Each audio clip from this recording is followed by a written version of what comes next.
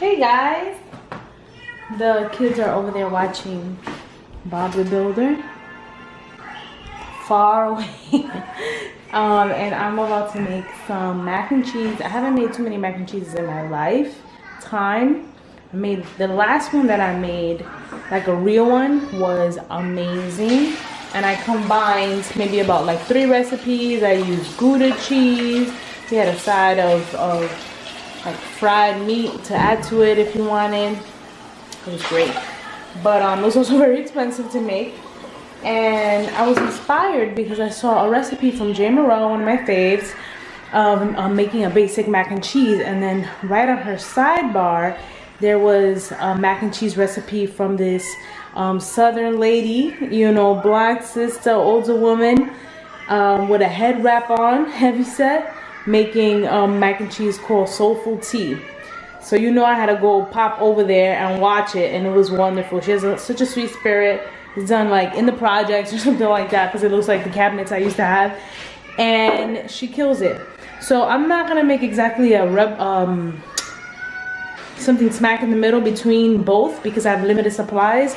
But I think I'm gonna add one thing that I got from the Soulful Tea video, and then I'm just gonna make it the way Jamerrils does. So I'll link it down below, and I'll just, if you guys want the exact recipe, I can share with you guys, but you'll just see the basics.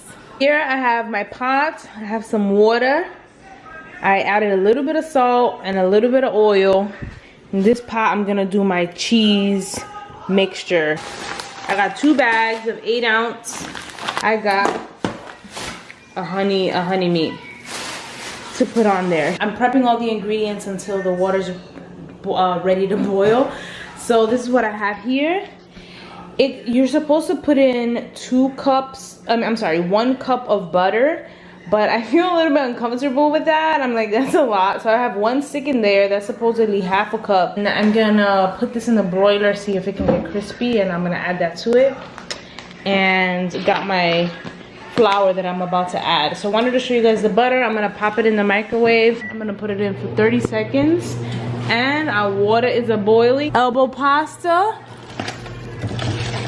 Bong. I'm gonna use a whole box, because why not? Just gonna spray it down a little bit. If it gets crunchy enough, we'll be able to really break it up. Butter. Perfect. Stir up our pasta a bit so it doesn't stick. I'm gonna put the meat in. Well, the ingredients are gonna be skewed a little bit because the recipe that I'm working off of is for a large family. I can put it down below and then you can adjust it. But I'm just doing enough because I just have a 16-ounce box of pasta. I'm using whole milk, some flour that we're going to be using, and I'm just gonna probably use a 1/3 cup. And then I'm also gonna use some butter here. I'm not gonna use the whole thing, but whatever we don't use, we just go in the fridge, and then I'll use it on toast in the morning. And then we'll see if we use both whole packs or just one of them. I got my butter, my milk, my pasta. I basically divided the recipe into 3s. This is about 8 ounces of cheese. And then I'm gonna lower the fire to not burn it. So we're gonna start mixing this in. And according to how thick it is, I'm gonna add a little bit more milk. Okay, the heat is already low. That's the meat. Let's see what it looks like. It's looking good. I'm gonna leave it in there a little bit longer. I added a little bit more milk to the cheese sauce. Now I'm just gonna add a little bit of garlic and salt and basically season the cheese sauce according to our liking. We really love some garlic. Might add a little adobo. Who knows? This is what it's looking like. I honestly wasn't sure how much. I put it to the back a little bit, so it's pretty cheesy. We're gonna take our meat out the oven right now. A little burnt, the way I like it. It doesn't smell burnt, so it just has a little flavor.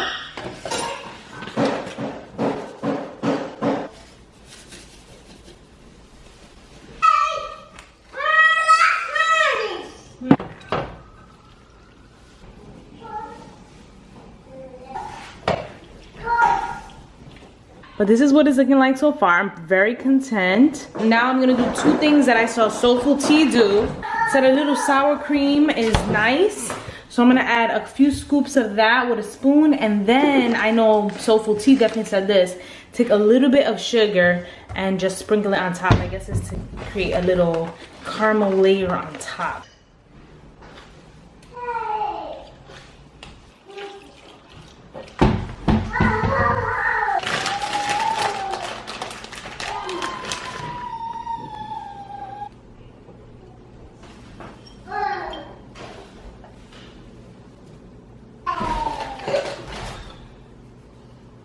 Well, here we have it. This is what it's looking like before it goes in there. I decided to sprinkle a little cheese. We're gonna put it in there for about 25 minutes.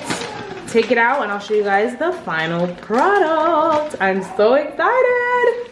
These guys have been very patient. Pardon the orange light we got up in here. But they're eating some blueberries. We're reading some books. Can you say hola? Hola. What about you, Riley? Hola. He's not feeling it. Yeah, we're gonna be just hanging out and reading books and flashcards until the thing is made. It has about like 17 minutes left, so almost done. Okay, the timer just rang. We're gonna check on it. Let's see. Turn on the oven light. Whoppa. Should we leave it in there a little bit longer, guys? 3 minutes won't hurt. Can we just say, this is what happens when kids throw things on the stairs and pregnant mom is coming down here like mimes. Had enough time to do some sweeping. Out of there. Sizzling. Sizzling.